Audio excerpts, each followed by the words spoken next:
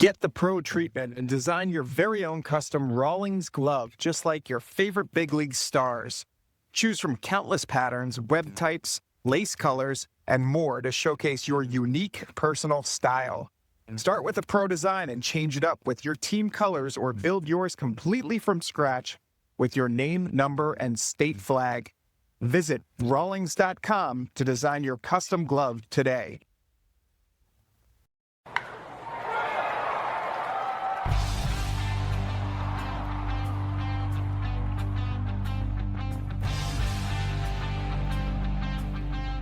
Welcome to the Base Path Podcast, brought to you by New England Baseball Journal. I'm your host. Today, I am with the most recent ISL champion coach, Brendan Morrissey, who just led Milton Academy to the ISL title as the number 6 seed in a tournament filled with upsets. That was the biggest takeaway after the opening round, but you guys won it convincingly, 2 shutouts in the semifinals and the championship.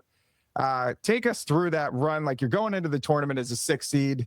You guys had a strong finish to the season. And the ISL, everybody talks about, parity and, anybody beats anybody any given day. It's all about starting pitching, who you have on the mound that day.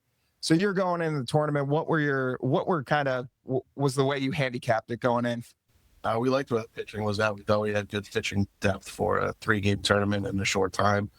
But you have to get lucky, right? We started with Roxbury Latin. Dave Ketterazzulo, great coach. They were an awesome team. Snuck one out. I think it was 7-6. Came down to the last inning, bases loaded, nobody out. So that was a terrific game. And then we got hot at the right time. Swung it really well, pitched well in the semifinals and the finals. Yeah. Let's start with that Roxbury Latin game. Like you said, bases loaded, nobody out at the end. Now Roxbury Latin, like, going into the tournament, I thought they might even have the deepest pitching staff, because they have Gibbons, who's been starting for them since his 8th grade year. They had Braden Place, who great two-way player. I think he led the ISL on home runs this year, but also really strong on the mound. And then they have these 2 relievers, Patrick Long and Ben Samuels, who's committed to Duke, who have been dominant out of the bullpen. You guys put a 7 spot on them. Did you have a feeling you might be able to get to the pitching, or what was kind of the game plan going in? No, I've been fortunate to coach James Gibbons since he was 10 years old. So that wasn't a game we were overconfident going into by any means. We know what he's capable of. We just kind of chipped away. Each team punched back throughout that game. It was one of the better games of the season for us. Just how competitive it was throughout. Gibby made a lot of big pitches, kept them in the game, and we were just fortunate to come out on top. Yeah, that's great. And so you said bases loaded with 7th inning. What was the score? How did that play out? I think it was 7-5 going into the last inning. We ended up with bases loaded, nobody out. Asher Seeley was pitching at the time. He did a great job to keep us in that game throughout the middle part. And then we went to a freshman, Brendan O'Toole, with bases loaded, nobody out. Oh my God. And Brendan came up big for the boys and threw, I think, 11 pitches, 9 were strikes. That was the key to it, right? Yeah. Got a sacrifice fly, a strikeout, and then a slow roller to third, and Jack Serafini made his best player of the year. You know what's funny? When you're doing these recaps after each game, there are a lot of freshmen who got into the games and had contributions to upsets, because there were a million upsets in this tournament. What gives you the confidence as a coach? Because it's now these guys are, it's the end of their freshman year, so it's not like they're totally inexperienced and totally green, but to have a confidence with the bases loaded, to say, hey, you're going to be okay here. We trust you. What made you feel that way about Brendan? He pitched well throughout the whole season. And if you get to know the kid, he's really confident. He does a really good job. So he was the guy for that spot. It was his turn to go, and he did an awesome job. But he definitely won us over early in the season just with his confidence in Florida throughout the season. He's a great kid, and I think he learned a lot from that experience too. So yeah, that'll help him next 3 years for sure. So then you go into that second round game, but the biggest, the big thing that happened in the first round, the top 4 seeds lost. So, then you're looking at it like, hey, we're the second highest seed all of a sudden in this tournament. We may host the next 2 games, because you hosted the semifinal and then the final. How did you like your odds, after you saw the way the first round played out? The home games are special in the playoffs, right? Those are the best for the campus, the school, the whole student body, and the players, right? They love playing at home. Yeah. So that was just a very fortunate circumstance that we were excited about. But we had played there earlier in the season. We won 5-4, I believe it was. It was a tight game all the way through. Again, came down to the last inning. So by no means were we like going in overconfident. They're a good team. They well-coached group. They do a great job. So we knew it would be tight. Just happened we had an 8-run first inning, right? Sometimes that happens. Bad for Hot. Yeah. Yeah, 8-0 in the first inning. What did that finish up? 9-0. 9-0. Will Pierce was 2 for 3 in that game with a home run, 4 RBIs, 2 runs scored. He had another home run in the championship game, and he's a sophomore for you. What about his game really kind of jumped out in the big stage like that? Will's spectacular. I've been fortunate enough to coach him in club ball too. Great kid, awesome competitor. Cool story about him too. He started the season 0 for 12. We gave him a breather at St. Sebastian's, pinch hit him late in the game, and he got a double. And he only got out a few times after that, the rest of the season. So he learned a lot about that. That was a tough start for him. But I think that'll just pan out again later in his career when he goes off to college. I'm sure he's going to struggle there at the beginning, but he'll know how to handle that. So super proud of him, and he earned that success. Yeah, I guess another coaching strategy question here. So he starts off 0 for 12. You said you gave him a breather. I remember Dustin Pedroia had like a terrible start to his career with the Red Sox. He was hitting like 160 through the opening month or something like that. And Terry Francona was like, no, we're going to stick with him. He's our guy. How do you know like this kid could benefit from a breather versus like that might actually hurt his confidence if we take him out of the lineup? Well, you know the player's good. You can keep betting on them, but sometimes just giving them that breather so they can check out mentally for a little bit. Yeah. Not feel that pressure at bat to at bat. And just that we talked to Will, like, we're going to give you a deep breath, but the key is that you take the deep breath. Yeah. And then he came in off the bench later in that game, got a swing off, and he was hot really the rest of the season. That's awesome. All right. So now you're going in the championship day on Sunday. Quick turnaround for this tournament because it's Wednesday, Saturday, Sunday. What do you say? Like Saturday, you're saying goodbye to the guys, but you're like, let's not overdo it tonight. Let's stay rested, stay dialed in. You want to be focused when you come out tomorrow. Like, what was the message to the guys with quick turnaround like that from Saturday to Sunday? I think it goes back to week 3 of the season. We were 2-3. We lost to Tabor and then to Sebs, both tight games. The Sebs game came down to the last inning, and it was one of the craziest innings I've ever seen as a coach. We knew we had a good team. We just would have an inning each game early in the season that didn't go our way. So we had to take a little deep breath ourselves and just go day by day with it. But what we talked about was if we just went day by day and kept getting better, we knew we had the pieces, and then you have to get a little lucky. So once we got to Sunday, everything we had talked about was right in front of us, so not much needed to be said. Yeah, another one where he jumped out early, right? What was you were outscored your semifinal and final opponents 16-0, combined no hitter in the championship game. You guys were just peaking at the right time. What is that feeling like when you're sitting back watching that play out in the championship game format? 8-0 in the semis felt better than 3-0. 3-0 in high school, I joke, is like the worst lead in high school baseball. That can flip in an instant. Yeah. So wish we threw on a little bit more, but yeah, you'll take 3 in the first any day. Yeah. And what was that pitching? Jameson Gray actually, so he pitched your first game against Roxbury Latin, had some struggles in that one. So what were the expectations for him when you got him on the mound in the championship? And then, what did it look like when he came out there and was unhittable? Yeah, we know what Jameson's capable of. It's tough for no one's going to go out there and have their best start every game of the season. Right. But we knew what he was capable of. That's the guy we wanted to have the ball. He answered the call and pitched his best when it mattered the most. Yeah. What was the celebration like? Like, what do you do after you win an ISL championship? Oh, it was awesome. Just watching the kids celebrate, like, those are the moments that, you'll never forget, right? The dog piles, the smiles. It's just special. It's fun to win. Yeah. Do they do anything to welcome everybody back when they get back on campus, or how does that play? I mean, it's only been a couple of days. Yeah, yesterday was an off day. So we'll go back up today and, rehash the whole thing and enjoy it. Took yesterday off. So, no, it's just fun to spend time with the kids and watch them celebrate and, enjoy all the hard work they put into it. Yeah. I should ask you about Brandon West, who had a crazy tournament too. I did the all ISL tournament team, and he was looking at I think he was like 6 for 10 or 5 for 10 with a bunch of RBIs and runs scored. He's been a leader for you guys over the years, and I think he's going to Bates or Babson. Yeah, one of those D3 schools. But What was he like as a leader for your program here, over the last 3 years under your coaching tenure? He's another kid I've been fortunate to know since he was really young. Okay. Awesome kid. This was by far the best I've ever seen him play defensively. He did a lot of work to get right for the season. And he's always hit. Like, even in Florida, I think he started the first 2 games without a hit or something like that. And we just said, take a deep breath. Like, one thing that's going to happen this year is Brandon West is going to hit. Yes. But really, it was just truly impressive to see the steps he took defensively at shortstop. He played a fantastic shortstop the entire season. Wouldn't be where we were without him defensively and offensively. Yeah, he's been great. And then I wanted to ask about, so in the ISL in general, it's so competitive, and you're coming from a background in the MIAA where you won 2 state championships, 2022, 2023. What is different about is it just that every single game is such a grind to come out with a victory? Obviously recruiting's different, all that. What's been the biggest change from you and the way that you coach, going from MIAA to ISL? I think the coaching mentality is the exact same. One difference that I saw is just in the playoffs in the MIAA, you're playing teams that you really didn't play in the regular season. Yeah. Sometimes that'll happen where you have a common opponent. But in the ISL, you've played almost everybody that you're going to see in the playoffs. It's a smaller group of teams to pull from.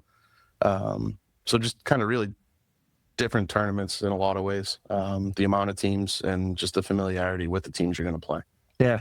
And you mentioned a few times knowing these guys since they were young and coaching them with club. And I should mention, so you're with MDB, with Matt Duffy, who's also a Milton guy.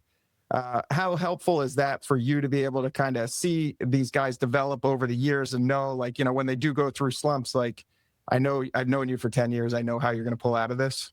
Yeah, that helps a lot, right? Just anything you do, especially sports, the relationships are the best part. And I think that's when special things happen. So, Duff's one of my best friends. We've been doing this a while, and it's just fun to see the kids that we see put in a lot of hard work at the facility throughout the year. And then not just at one of our schools, Milton or Seb's, just wherever they go, it's nice to see them flourish. And we see the behind the scenes stuff, right? The kids that are in there every day, that are in the weight room, that get a million swings in all winter. So that part's really enjoyable for us. Yeah. And so going back to Milton, like I said, state championships 2022, 2023. Now you win an ISL championship as a number 6 seed in your 3rd season. So that's finishing with 3 championships in the last 5 years as a coach. How is it that you get guys to peak at the right time? Like you see in baseball all the time, teams, when we hit their stride in April and maybe it's not there in June. How do you get your team to peak as it's going into the tournament? The kids get all the credit, right? They're the ones that show up with a great attitude every day. We try to form the culture for them, give them a platform to play. But the biggest thing I think we've done is just not going too hard on the pitchers right away. April, I just look at it like you can lose the season in April, you can't win it. Yeah. So just having that incremental build-up, on-ramping period for the pitchers, and then having them fresh down the stretch. I think the first year we made a playoff run in Milton High, I did feel like Charlie Walker, Brian Foley, those guys might have just been a little tired. Yeah. And then we lost to Hopkinton in the semifinals, and we kind of scaled it back even a little bit more early in the season. And that seems to have panned out. If you're going to win a championship, the pitchers have to be their best in the playoffs. And I think our staff was at the best when it mattered the most. Yeah, it's a tough thing to juggle too, because like you said, those home games are so great in the tournament, and you kind of have to earn a high seed if you want, but you also want everybody fresh. So it's probably a really difficult juggling act to say, we want to be on our home field in the tournament, but we also don't want to be running out of gas at the finish line. Yeah, it's a balancing act. But again, if you go too hard at the beginning and they're not ready at the end, I don't think it matters if you're at home, the 1 seed, the 8 seed, especially in this tournament, right? Right, yeah. The pitchers have to be ready to go, and guys playing their best ball at the end of the year. Yeah. Let's go back to that decision. 2020, I think it was the fall, like December of 2023, you made the move from Milton High School, which is your alma mater. You're an alumni there, to Milton Academy. I know at the time, you said, this is kind of the way that the baseball's changing now, as it's getting so competitive at the prep level, and it's hard to keep guys at the hometown schools. And this was kind of a next move for you. How does it met your expectations, and what's different from what you expected when you made the jump? Yeah, that was a really tough decision. Like, I love Milton High. I hope they go win a million more championships. Those guys are great. To didn't make that one lightly either. That was a hard thing to do. Yeah. But this was a challenge for me and the coaching staff. I've had the same guys with me for the last 10 years, Dan Sweeney, Nick Petchel. We have Jake Fitzgibbons with us now. And, Sweens and Petch have been doing this with me for 10 years, pardon me. So it's just, they're different leagues. It was a challenge for us. It was something new and refreshing. Not that Milton High was getting old. You could win championships every year. It was a lot of fun, but Right, yeah. just that aspect of it. I've also learned a lot being at Milton Academy, right? You're not just working with a group of kids from one town. So just going through those different variables with the ISL type of team and roster that you have, I've learned a lot in 3 years, and that was one of the reasons we decided to do it. Yeah. And you have the experience coaching at the club level now. And there's been a lot of discussion lately about like jumps in velocity and the way that it's related to injuries and things like that. Do you see more of a focus on velocity as guys are looking to get recruited and they're posting more stuff to social media? Is it a good thing? Is it a bad thing? Like, how do you feel about it? Obviously, the numbers are through the roof with the arm injuries, so something's not going right. Yeah. And it's really concerning. We've been fortunate, knock on wood, where that hasn't really happened with the Knights program or the high school programs that we're coaching. But again, it just goes back to the kids are throwing a lot harder than they did before. I think they're physically ready to do that.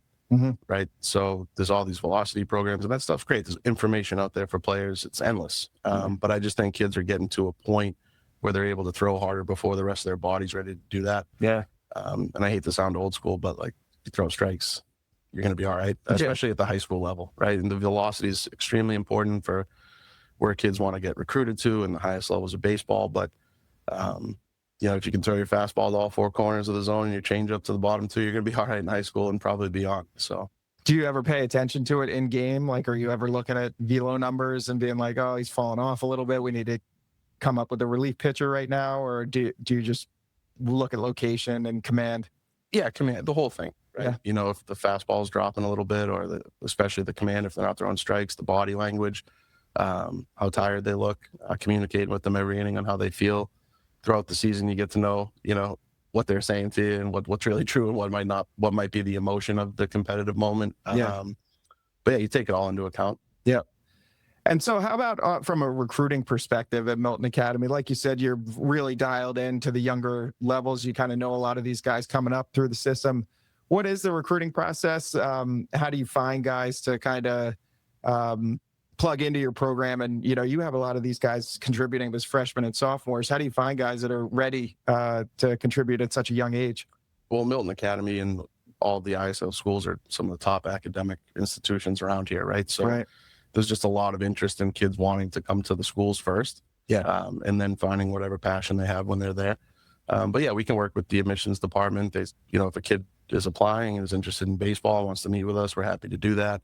I think the recruiting part of it might get blown out of proportion a little bit. We want to be good. We want to have good athletes, good students, good people at Milton. But there's just so much interest in kids wanting to come to the school that it's not where you're out there at different games trying to find a player. A lot of it kind of just comes to you, meet the family, see if they're going to be a good fit for the school first. The classroom at Milton is really challenging. So it has to be the right person.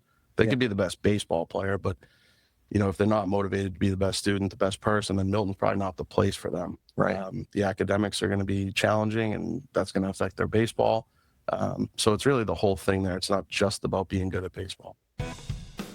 Netting Professionals and Stadionic are proud to be the official netting partners of the Cape Cod League and the New England Collegiate Baseball League. Together, Netting Professionals and Stadionic are in the sports facility business of improving athletic programs, one facility at a time. Netting Professionals designs, fabricates, and installs custom netting, wall padding, windscreens, batting practice equipment, and more for high schools, colleges, commercial facilities, and stadiums across the United States. Stadionic complements that work by helping programs plan, build, and elevate sports facilities with a focus on performance, safety, and long-term value, all while delivering high-quality products and outstanding service throughout the New England area. Remember, when it comes to netting and building iconic sports facilities, it's Netting Professionals and Stadionic. How do you help guys get recruited? A lot of these guys that end up at ISL schools end up playing in college, or at least have aspirations to play in college. It is getting more difficult now with coaches using the transfer portal more and recruiting college players. Has the process changed? Like, what can you do to really help guys out? I've been really fortunate to have awesome players throughout my career. So the network's kind of been built through those guys getting recruited. And I think what I say to the college coaches comes true. I try to not blow anything out of proportion, keep it real with them on the strengths, the weaknesses, who they are as people, the parents, students. But again, I think a lot of the kids get caught up in the Division I recruitment process. And if you take a step back, at least the way Duff and I look at it with Knights and the way I look at it at Milton is, can we use baseball as an avenue to get you to the best academic school? Yeah. Right? If you're able to get into one of the NESCAC schools, the Ivy League, right? There's a lot of schools outside of those leagues that are high academics too, rather than just chasing a Division I dream, which is great too. Yeah. But just making sure that, when it comes decision time, that the player and the families are looking at all different aspects of it.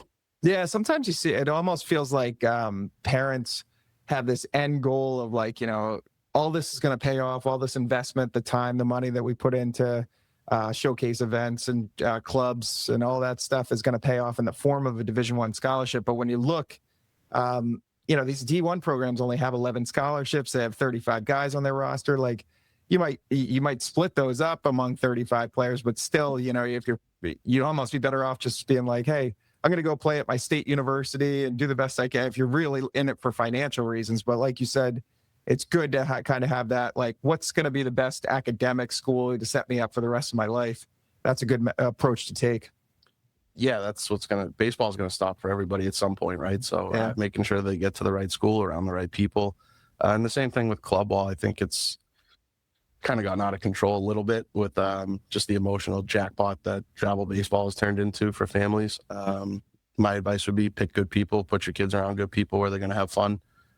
You have to know something about baseball and be able to help people through that college recruiting process. But the idea that someone out there has like a magic wand and they're going to get you a Division I scholarship, I'm on the other side of that argument, where we can be helpful and help get feedback from college coaches so the families aren't wasting their time going to their third showcase at the school when they're not looking for a catcher or a pitcher or whatever it may be. Yeah. So the way I say it to families is we'll help you navigate that course, get you honest feedback from the coaches, and then give you our opinion if you ask for it on where we think the kid should go. Not just the school, but the coach, right? Is this player going to do well with this coaching style, this person, right? What does that program traditionally do with guys? Trying to make sure they land in the right spot, not just for the D1 sticker or the level, but for them to have a successful experience. Yep.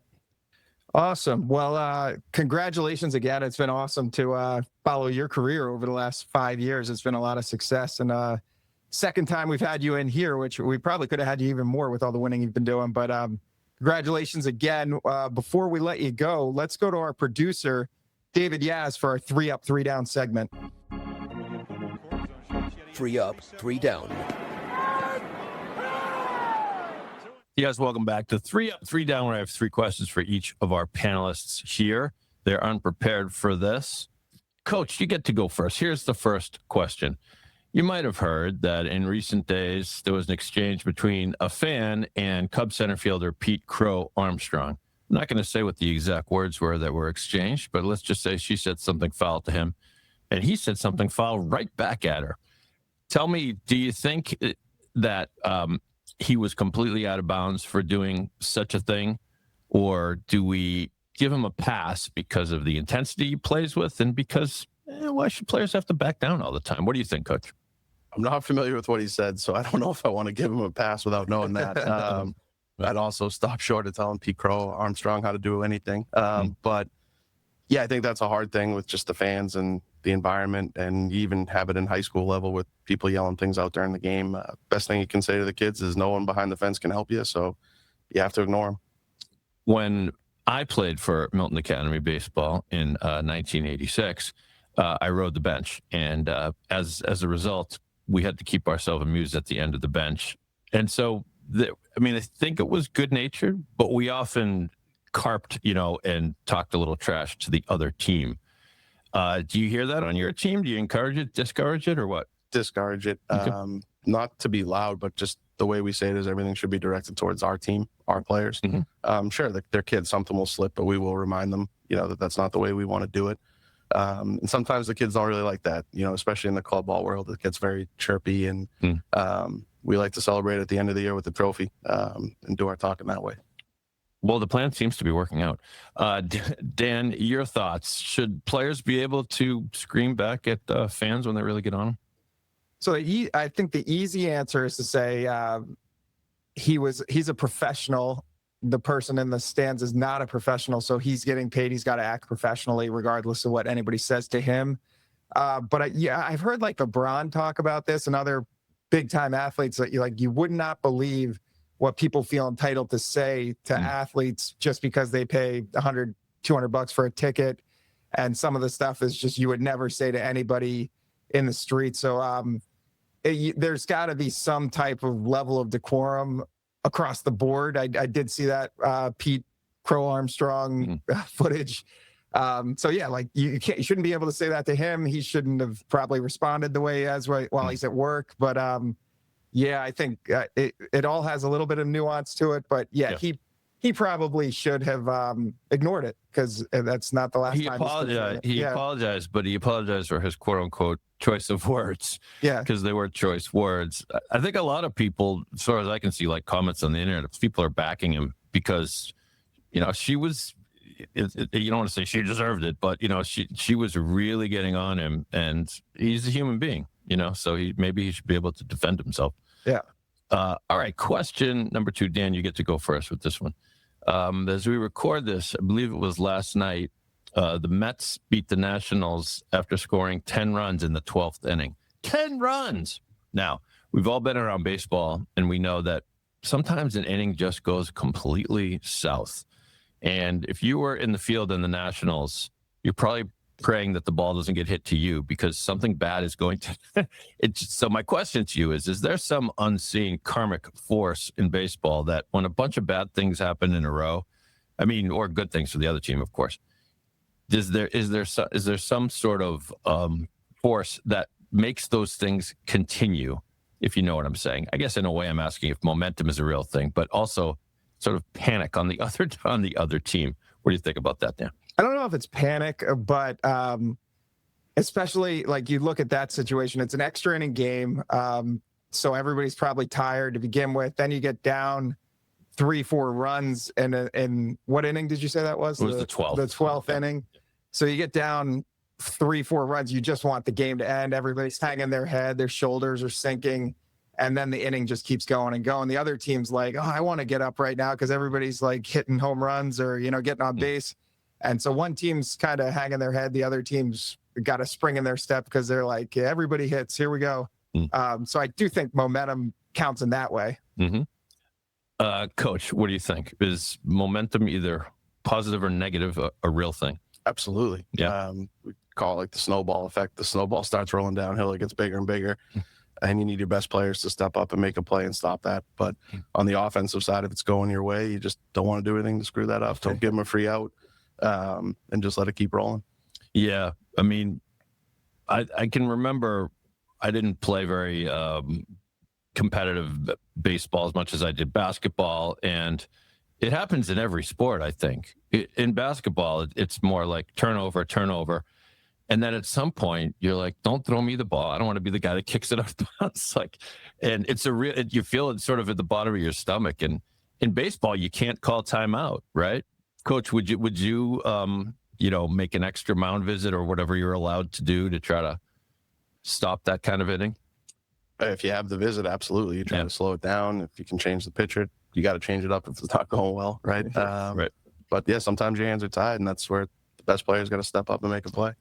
All right, final question for 3 up, 3 down. Coach, we start with you. Give me, if you can, one baseball stat that's overrated and one baseball stat that's underrated. Overrated would be probably win-loss for the pitcher. And then underrated would be high school level reaching on errors. Okay. Why is that? You get to first base, right? I don't really care how you do it, right? Just keep putting the ball in play, and sometimes other teams will mess it up. Yeah, I was reading somewhere that someone like Ichiro would inevitably have a higher rate of reach on errors than other players, likely because he hit the ball on the ground a lot. And when that infielder grabs the ball, he realizes Ichiro's running and he better hurry. And so he might throw it away. So is that, do you find that the better players end up getting on base on errors more than your typical player? No, actually in my career, it might be like the 9 hitter. And the way we look at it is like with 2 strikes, if you can cut down the strikeouts, put the ball in play. Yeah, they're going to make most of the plays, but if you don't strike out, they have to catch it, throw it, and catch it again. Right. So in those situations with 2 strikes, give them a chance to see if they can catch it, throw it, and catch it again. Right. I guess that's right. I imagine, I'm not sure of this, but I think it's common sense that balls hit on the ground, you're going to get a lot more errors than balls hit in the air. Anyway, I remember playing in a softball game once, and I was up in a situation where a base hit would win the game on a walk-off. I had a dribbler to third base, and the guy muffed it and threw it away, and we won. My entire team was celebrating. I was going, how come I didn't get a base hit? I should have gotten a base hit. But now, if I was a good teammate, I would have been like, who cares how we went? We won. Dan, your thought. Oh, wait, did we get? Oh, yeah, you gave us both there, Coach. Sorry. Underrated or overrated stat? Yeah. I do like the win-loss for a pitcher. That's a good one. I'll probably go batting average, just along those same lines of like, you could have 500 on base percentage with a 300 average, and you're getting on base half the time. Like, so I like on base percentage more than batting average. I like OPS more than batting average, but it feels like forever baseball, like 300 batting average is what everybody kind of craves and shoots for, and it's probably not as important if you're, like you said, getting on an error. Walks are just as important as singles, as long as you're not driving anybody more than one base. So it's I would say average is overrated. Underrated stat, whip. I like whip, and you don't see a lot of it, but yeah, if you're keeping guys off the base paths, usually shows that you're a really efficient pitcher who's getting some swing and miss stuff too. I find whip is a good reflection on, usually strikeouts are up if your whip is low, and also you're limiting runs because you're keeping guys off the base paths. Yeah, combination of limiting hits and control, right? Yeah. So, absolutely. Well, you've both done very well in 3 up, 3 down. Actually, I just thought of one more thing I wanted to ask both of you. Have you seen this? I don't know how new the stat is, but on Major League Baseball games, they'll report what the percentage chance of a defensive play was. Do you know what I'm talking about? Yeah, I've seen that. Do you know anything about that? Because I really wonder how the heck they come up with that, I don't know exactly how they come up with it, but I have a feeling it's like, this is the exit velocity, this is the trajectory of the ball, and this is the how many times that ball gets caught when we factor in all the different outfielder speed and range and all that stuff. But no, I don't know. I guess you could, but I imagine it's got to be done. You got to calculate where do you calculate where the player is positioned? I mean, I don't know. Yeah, I don't know. I guess they don't have that in high school. Huh? No, we don't. You just look and say, it's a damn good play, son. Yeah. Well, very good on you, both of you. And Dan, back to you to wrap things up. All right. Thanks to our guest, Brendan Morrissey, for coming in and doing the Base Path podcast in studio. Thanks to our producer, David Yaz. Rate, review, subscribe to the podcast on your preferred platform. The Base Path podcast is a Siemens Media production.